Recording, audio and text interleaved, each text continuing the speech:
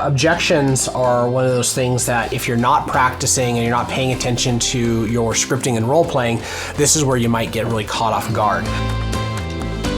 The majority of the things that we would call objections are actually just conditioned reflexes. This is just the way that person responds in any situation.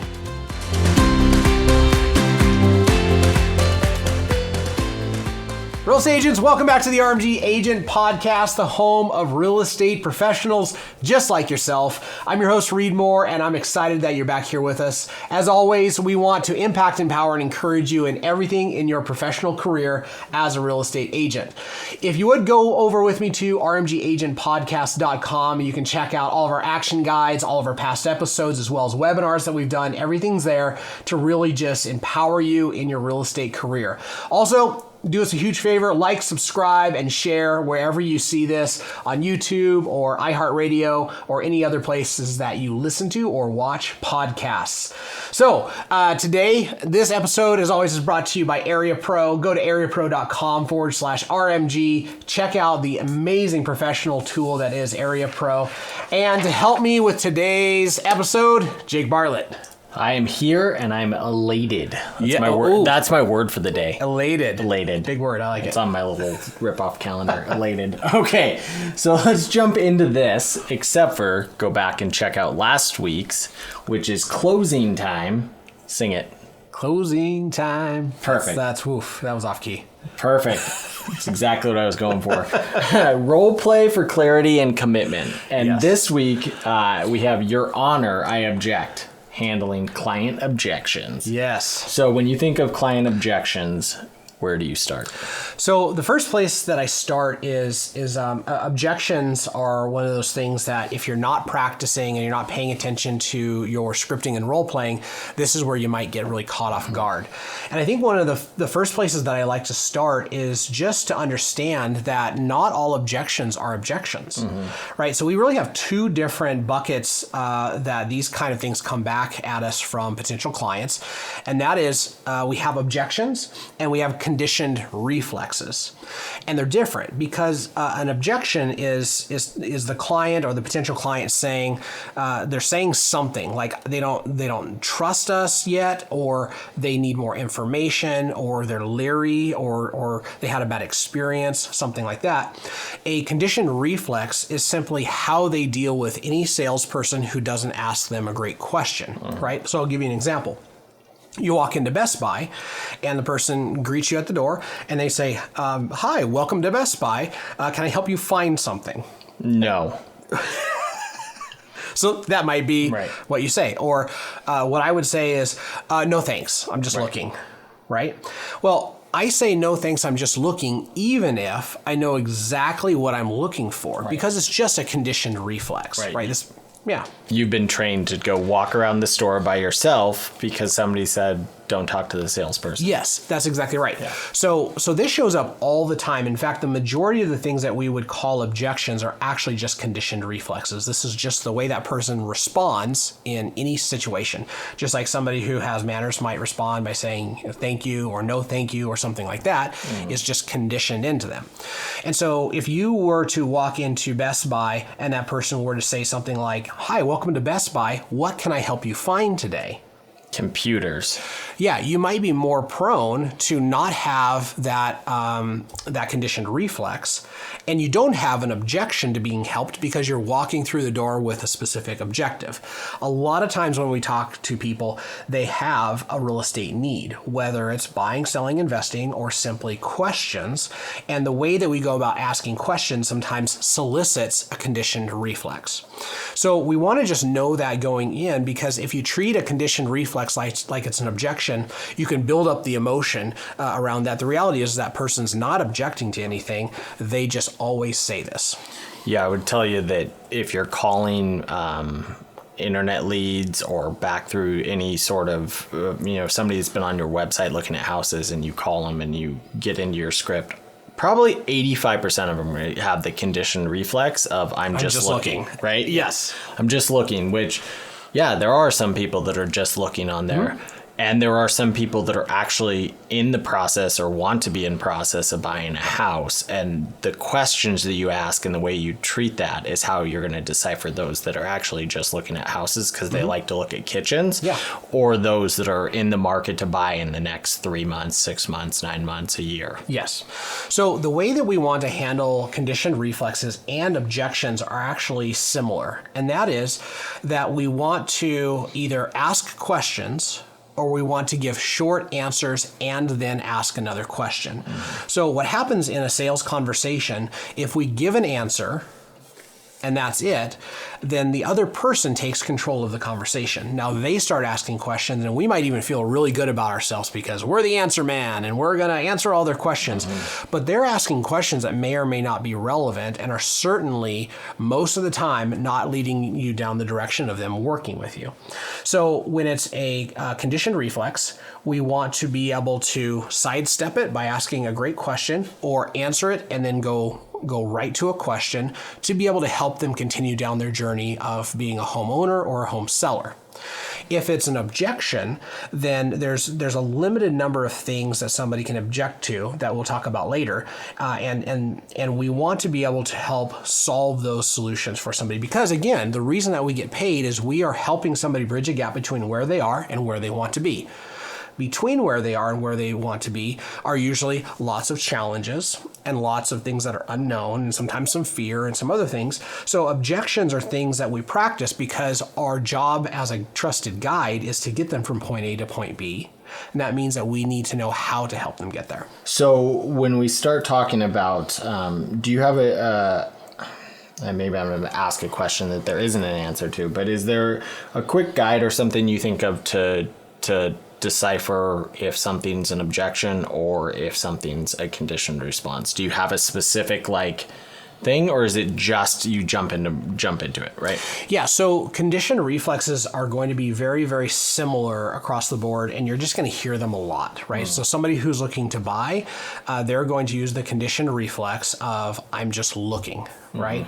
If somebody doesn't want to meet, even though they probably should, they're going to say something like, I don't think we're ready to meet yet, right?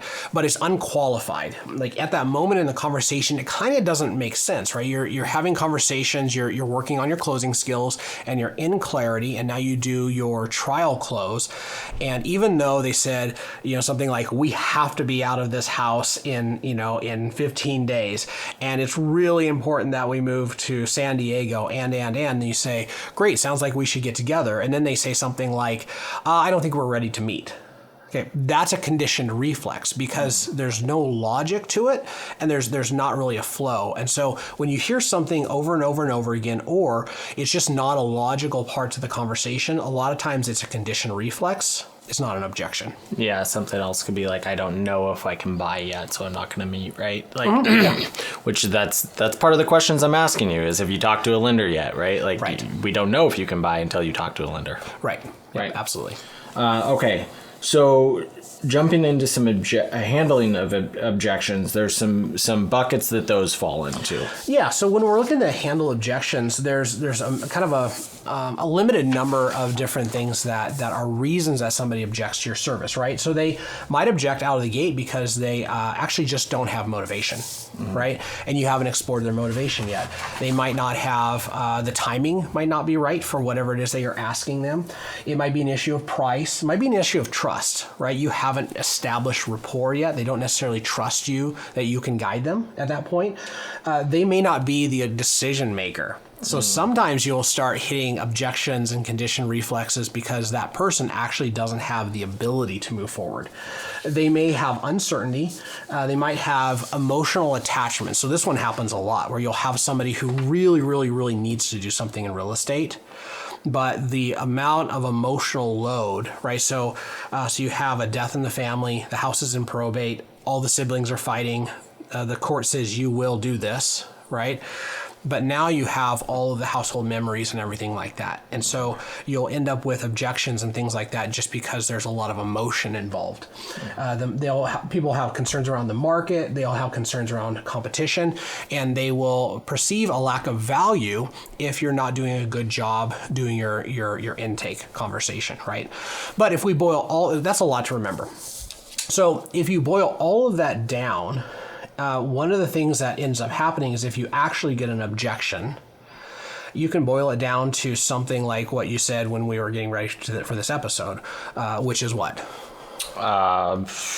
You haven't answered their questions correctly, right? Yeah. So how would you say that? Somebody's, you're asking them to sign the papers and they say, well, I don't think we're ready. Yeah. So one of the things that I've used in the past with listings, when I ask for the business, right, like I asked to sign the contracts, is they put up an objection of I'm not sure yet. Is my response is, I have found when I get to this point and somebody isn't ready to sign, it's because I haven't answered all of your questions yet. So what questions do you have for me? Yes. Right. It's such a great response because if I just put it back in, it's you taking ownership. I haven't answered all of your questions. Right. Now, if they have questions, that's so broad that can cover a lot of different things. Like, well, I'm concerned about the real estate market, or I'm concerned about this or that or the other thing. And so that's a great way to handle an actual objection at the table, is to narrow it down to one thing, which is I haven't answered all of your questions, because that's going to solicit them telling you questions, right? If we go back a few episodes, it's one of those things that we don't want to do is start throwing darts and being, they don't want to sign. You're like, well, is it this? Is it this? Is it this? Time out. Right? That's going to break trust. If you ask questions, that's going to build trust. Well, and it also gets the opportunity for them to put the stuff up on there. So if they say something of, I'm not sure what I'm going to do for once the house is on the market. And it's like, okay, great. If you know what we're going to do when the house is on the market, are we ready to sign? Right? Yes. Which now isolates that one objection, because if you get somebody that is, cautionary to kind of move forward and has some reluctance just to make decisions, you'll find that you'll play whack-a-mole with the objections, right? Yes. Like they'll continue to do that. So you isolate that one objection, make sure there's nothing else, and then you work on that. Yeah, I love that, because if you can say, if this thing is taken care of, then do you feel comfortable moving forward? Well, yes. Or, well, no, there's this thing, and this thing. Right. And then you can isolate it and just address those particular issues, which again is a part of being the trusted guide and helping them move forward, right? Yeah. I had a conversation with one of our agents last week, and we were talking about sellers that come back like freaked out that they weren't ready to sign the paperwork, right? Like, okay, you go back and you caution, or you ease their hesitancy in the sense of like, I'm never gonna make a seller house that isn't ready. So like, just take that off the table. Okay, when you're ready to sell, we will sell together. Let's go back to like, what was the reason why you wanted to sell, right? Yes. Yeah. Back to motivation. Yeah. Yeah. So when we do this again, we're talking about like scripting and role playing. A lot of times when we're dealing with this stuff on the phone, and again, we focus on lead generation because that's the top of funnel. That's what we have to do. So when we focus on lead generation, what we need to be able to do is in a conversation, we need to be able to respond well, respond thoughtfully, and then we need to ask another question. And so when you're role-playing this, it's more efficient, we've found over the years, to isolate specific objections or condition reflexes and ask that instead of filling it into an entire script, which that's really good to do as well, right? But when you're really practicing it and you want to focus on practicing this particular skill, you isolate it down to what's the objection or the condition reflex, what's the response, and then you move on to the next one, because you can get lots of repetition that way. Yep. Right. So we're going to go back and forth, and we're going to use the Monday morning script test, and we're going to see how this goes. So remember, the whole idea of this is that we want to respond well, ask a question. Respond well, ask a question. Respond, fail at it, and then do it again, because that's why we're practicing. Yep. And this is part of I talked about in our last episode, we're going to do something that's funny because we're probably going to get tripped up and we're going to work on it and we're going to go back and we're going to get better and go from there. So, all right. You want to start me off? We're going to go ahead and use our same agent. Sounds good, Jake. Just out of curiosity, what is that agent going to do this time that they didn't do last time? Jake, we're still going to use the same agent. Okay. I completely understand loyalty. Can you tell me a little bit more about what's important about that to you? Okay. Skip this one. We're going to try to sell. We're going to try and sell it on our own. Great. Well, Jake, just out of curiosity, if I could help you get more money and save you all the time and hassle, would it be worth 10 or 15 minutes sitting down with me? Yes. We're still going to try to sell it on our own.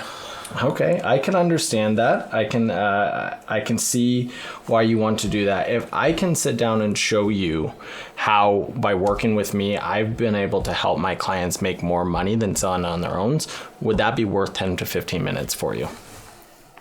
We're going to make more money if we sell it on our own. Oh, I can completely understand that, Jake. Just out of curiosity, if you see somebody who's out shopping for homes that are off the market, do you think that they are looking to pay full price, or do you think that they're looking to get a deal? Deal. All right, we're just looking at this point. Okay, I understand you're just looking at houses. What has you looking in the first place? Okay. We were just seeing what was on the market. We don't need an agent. Well, just out of curiosity, if you found the perfect home, would you want to purchase it? Yes. Would you be willing to sell your home for 2.5 lemons? That's something we could discuss. I don't typically discuss my commissions over the phone, but tell me let's do that again. All right. Did I throw you off with the lemons? The lemons threw me off, and also this is why we practice, because I got a little fumbled in between two scripts there. Would you be willing to sell your house for 2.5 teddy bears? One of the things that we do as professionals that we get paid for is our negotiation abilities. How would I be able to tell you that I'm going to do the best job at selling your house and get you the most money possible if I can't even negotiate my 3 lemons? Perfect. I'm going to have to talk to my wife. Can I call you back? Yeah, just out of curiosity, Jake, if it's okay with your wife to move forward, would it be okay with you? Yes. All right. We've already had about 20 realtors call, and they keep saying, lower your price. Okay. What do you think that they're telling you about your house that you're not seeing? Okay. We've already had it on the market for 120 days, and it didn't sell. It's just a bad market. Wow, that sounds really hard, Jake. I'm sorry to hear that. Well, just so you know, in the last 120 days, we've helped about 70 people with their real estate goals. And it sounds like maybe we should get together and just kind of see what didn't happen over the last 120 days. How does that sound? Sounds great. I was going to use a friend, so we're all set. Okay. I find that most of my clients interview multiple agents, even if they have a friend, because this is the biggest decision you're going to make. And you want to make sure you work with the person that is going to get you the deal or the most money that you're looking for. So let's go ahead and set an appointment. Beautiful. I can give you a second opinion. Okay. So that would be something kind of like what we would do just to warm things up. And then what you do to add to this is, as you start navigating situations like we did this year when it comes to the changes in NAR, those are going to be, they set out to create clarity, and all it's created is confusion. Mm-hmm. And so now we have to navigate those things. And so as we navigate those on a daily basis, we add to this list of things that we come up against, whether they're condition reflexes or they're actual objections, and we work on them and we role play them. If you're inside of a team environment, this is a lot of fun. Maybe the most fun you have scripting, because you get a whole circle of people and somebody says something that is just absolute fire, mm-hmm. or somebody says something that's just completely horrible and dumb, and it just creates a really great environment, right? Yep. But what we found is if you work on these over and over and over and over again, what happens when you're on the phone is somebody says something, and instead of freezing up, you go right to a reasonable answer, right to asking a question, which gets you right back into being their trusted guide, helping them move forward. Yeah. Yep, that's awesome. And the other thing that we have done is when we have a group of 4 or 5 or 6 agents, you can play kind of the telephone game with objections or scripting and have the person handle the objection, and one person's the buyer. Once they handle the objection, the next person in line goes into scripting from the same conversation, and then you just go around the circle and get objections, and you can see people flow through the conversation, which also makes people listen. Yeah. Yep. So guys, it might be a little clunky on video, but hopefully this was helpful. We'll put these in the action guides, and we just want you to work on not only your closing skills, but we want you to work on your objection handling and making sure that you're navigating condition reflex as well. So hopefully this was just a little taste of how to do that. All right, guys, as always, we are here to impact, empower, and encourage you in all things that you do. All right, guys, take care. See you next time.